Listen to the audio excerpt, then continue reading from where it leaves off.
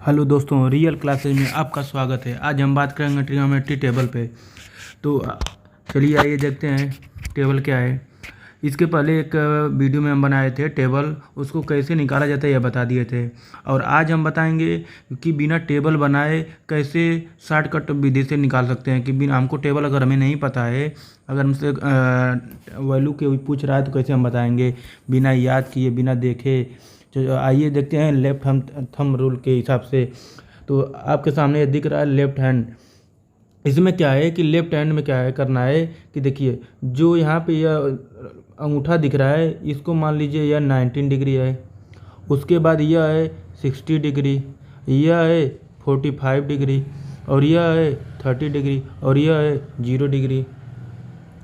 यही है, बस इतना ही देखना है कि जो अंगूठा है वो 90 है, और जो इधर सबसे निचली सबसे छोटी अंगुली है उसे बोलते हैं 0 डिग्री। अब इसके बाद क्या है, या 0 डिग्री हो गया, या 30 डिग्री हो गया, या 45 हो गया, या 60 हो गया, या 19 हो गया।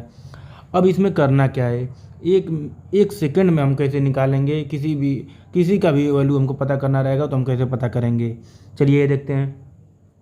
अब इसमें करना क्या है, करना ये है कि जब भी, अगर मान लीजिए, पहले दो चीज़ याद कर लीजिए।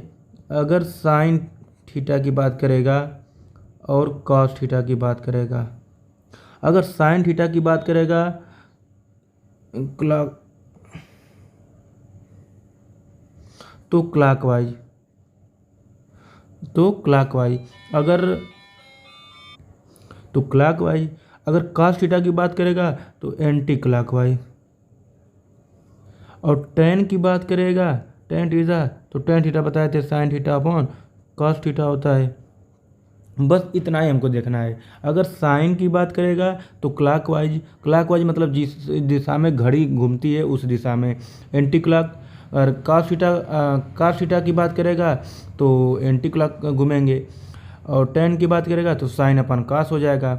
बस यही हमें तीन देखना है। उसके बाद देखिए कैसे सेकंडों में आपका वैल्यू निकलेगा।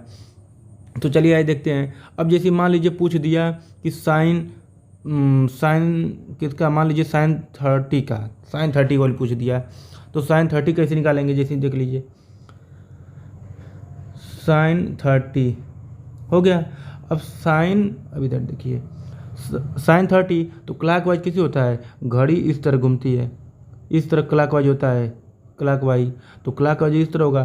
तो 30 कहाँ पर, यहाँ पर है। तो 30 यह देखेंगे जहाँ पे 30 है तो 30 के नीचे कितना अंगुली बच रहा है, 30 के ऊपर कितना अंगुली बच रहा है। तो 30 के नीचे कितना बच रहा है, एक अंगुली। तो हमको बस नीचे से देखना है, ऊपर से हमें मतलब नहीं है। तो 30 के नीचे एक अंगुली, तो एक अंगुली है तो मतलब इसको लिख लीजिए ऊपर एक, और जो भी लिखेंगे उसको रूट में बस लिखेंगे ऊपर एक, अब बटे 2 लिखना है। बस यही करना है। जो भी संख्या लिखेंगे उसको ऊपर वह रूट में लिखेंगे और अपान 2 लिख देना है। तो यह हो जाएगा 1/2। तो साइन 30 की वैल्यू होता है 1/2।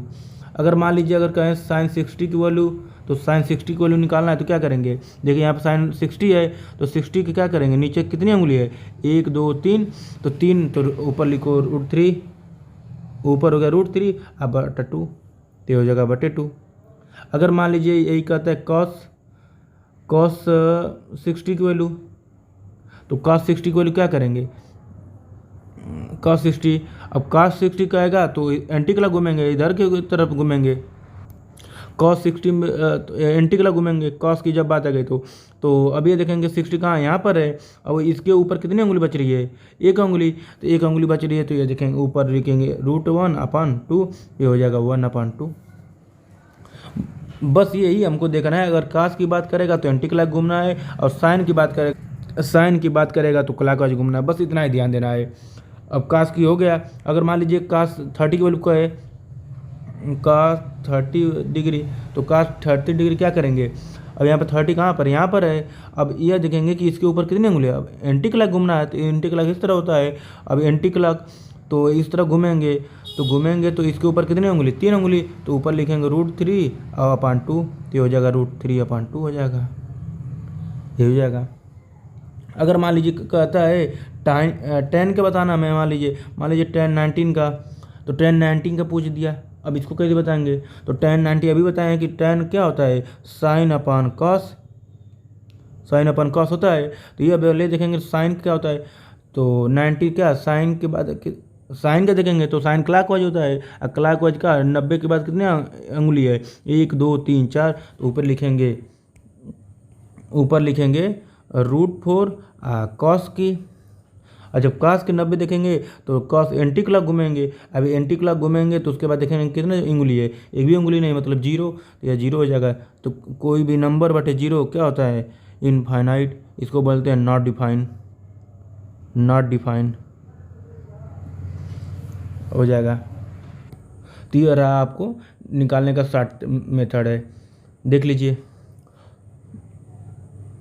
और एक रूल और है, जैसे देख लीजिए, कुछ चीज़ याद कर लीजिए। जैसे अगर हम मान लीजिए लिखे हैं साइन 45 और कास 45, tan 45 और इक्वल टू कॉट 45 और सेक 45 इक्वल टू कोसेक 45।